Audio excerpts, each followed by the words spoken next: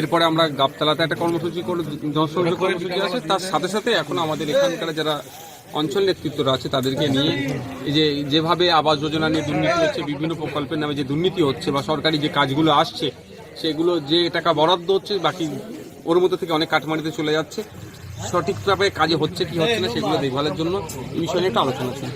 দিল্লিতে সরকার বদল হয়েছে, কি বলবেন? 1993 পরে মনে আবার আসলো 2025-এ।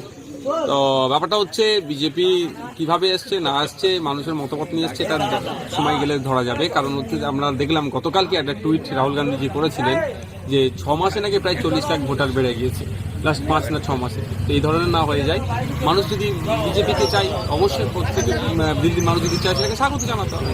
তবে বিজেপি যেখানে যেখানে ক্ষমতায় আছেন বা কেন্দ্রে ক্ষমতা থাকার পরে এই রাষ্ট্রের এগিয়ে যাচ্ছে, রাষ্ট্র পিছিয়ে যাচ্ছে। মানুষের উচিত হবে এই বিজেপি এবং বিজেপি যারা দোষর আছে তাদেরকে প্রত্যাখ্যান করা। আর একটা কথা বলি, আমরা সকলেই জানতাম কম বেশি যে বিজেপিকে সুবিধা করার জন্য আপ পার্টি বিভিন্ন সময় নাগপুরে সহযোগিতা দিয়েছে।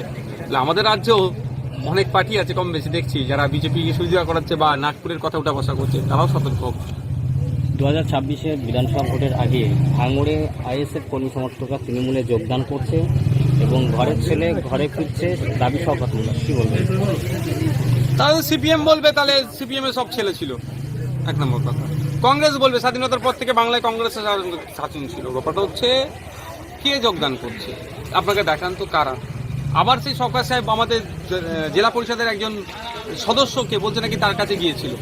যদি তার কাছে গিয়েছিল তাকে যোগদান না করায় তাহলে একটা ছেলেকে যে আমাদের হয়তো সমর্থক ছিল এটা মানতে হয়তো মানছি, ভয় দেখিয়ে চমকে ধমকে আমাদের এই প্রাণগঞ্জ অঞ্চলের নেতৃত্বদেরকে ফোন করে ডাকছে এইদিকে আয়, মানে ভয় দেখাচ্ছে তোর ব্যবসা বন্ধ করে দেবে, এই করে দেবো, এই ধরনের ধমকে চমকে দু একজন যাচ্ছে। তারপরেও আমি বলছি আপনাদের যাকেই যাই করুক না কেন ভোটটা ইভিএম মেশিনে আইএসএফের পক্ষে আসবে, খামচিহ্নের পক্ষে আসবে।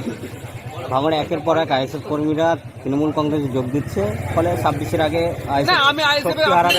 আমি আপনাকে একটা কথা বলি, আইএসএফ এর কর্মী নয়, আইএসএফ এর সমর্থক কিছু গিয়েছে, এটা অস্বীকার করবো না, কিন্তু যারা গিয়েছে তাদেরকে প্রেশার দিয়ে নিয়ে গিয়েছে, সে ভালোবেসে যায়নি।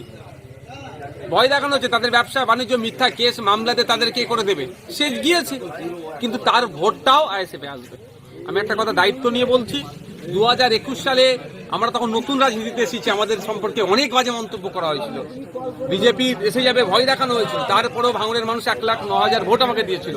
2026 এর থেকে অনেক বেশি ভোট পাবো। এখন ভাঙড়ের মানুষ নয় সারা রাজ্যের মানুষ বুঝতে পারছে যে আইএসএফ কিভাবে বঞ্চিত মানুষের হয়ে লড়াই করছে।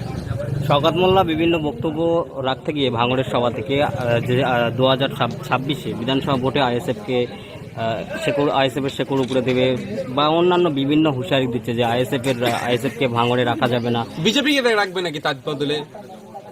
শুভেন্দু অধিকারীকে জায়গা দেবে নাকি? হিন্দু মুসলমানের রাজনীতি যেটা করছে, সকাল বিকাল একটা নির্দিষ্ট ধর্ম অর্থাৎ মুসলমানকে দেখে দেওয়ার চেষ্টা করছে, সেই শুভেন্দু বাবুকে রাখার চেষ্টা করছে আমাদের ক্যানিং পূর্বের বিধায়ক শওকত মোল্লা সাহেব। জিজ্ঞাসা করবেন তো আপনি কাকে রাখতে চাইছেন? যোগী আদিত্যনাথ, যাকে যে সাম্বাল মসজিদের সার্ভের নামে 4-5টা মুসলিম ছেলেকে গুলি করে মেরে দিল, তাদেরকে রাখতে চাইছে? জিজ্ঞাসা করুন তো আগে। কেন শুভেন্দু অধিকারীও তো বিধায়ক, আমিও তো বিধায়ক, শুভেন্দু অধিকারী ওখানে গিয়ে তো শওকত মোল্লা চিৎকার করছে না, আমার এখানে কেন করতে হচ্ছে? ব্যাপারটা আছে এখানে বিজেপি তৃণমূলের যেটা যোগসাযোগ, নাগপুরে যেটা টিকি বাঁধা আছে সেটা প্রমাণ আবার করে দিচ্ছে। ভাঙড়ের মানুষ বুঝবে আগামী দিন তাদের জন্য লড়াই কে করবে। একটা কথা বলে রাখবো ভাঙড়ের মানুষকে, যে এয়ারপোর্টের নামে জমি অধিগ্রহণ করতে যদি বাঁচতে চান তাহলে এই তৃণমূলের পাল্লায় পড়বেন না। আশা করছি ভাঙড়ের মানুষ এদের পাল্লায় পড়বে না। আপনি বিধানসভায় বিজেপি বিধায়কদের সাথে কোলাকুলি করেন, মায়া কান্না কাঁদেন শওকত মোল্লা, কি বলছি? উনি একটা প্রমাণ দেখাক না, ওইখানে মিথ্যাচার করছে। বিধানসভায় ওনার নেত্রী আমাকে ডেকেছিলেন মমতা ব্যানার্জি মহাশয়, তাহলে উনি বলুক এটা অপরাধ করেছে বা আমি অপরাধ করেছি, একবার বলুক তো দেখি। বিধানসভার মধ্যে আপনার সামনে কেউ এসে দাদা কেমন আছে যদি জিজ্ঞাসা করে আপনি উত্তর দেবেন না? শওকত সাহেবের সাথে তো আমার কথা হয়েছে বিধানসভাতে, আমি দাদা সম্বোধন করেছি, তাহলে শওকত সাহেব বলুক অপরাধ করেছি, এবং বলতে বলুক। আমি বলছি বিধানসভায় নওশাদ সিদ্দিকী কার সাথে কোলাকুলি করে না তাদের দলের মন্ত্রীদেরকে প্রশ্ন করলে মন্ত্রীরা চুপ হয়ে যায়, সেটা সত্যতা প্রমাণের জন্য কি হবে? আমি আমার মতো বলবো, শওকত সাহেবের মতো বলবে। যদি শওকত সাহেবের সেই সৎ সাহস থাকে, যদি দম থাকে, নওশাদ সিদ্দিকী ভাঙড়ের হয়ে রাজ্যের মানুষের হয়ে কি কথা বলছে, বিধানসভা টিভি চালু হোক, দুধকে দুধ পানিকে পানি হয়ে যাবে।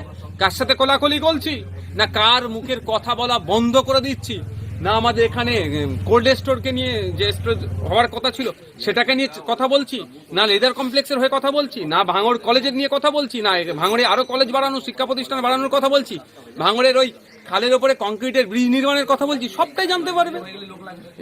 বিধানসভা টিভি চালাতে বলুন না। ভাইজান, বর্তমানে তৃণমূলের তাজা নেত্রী এই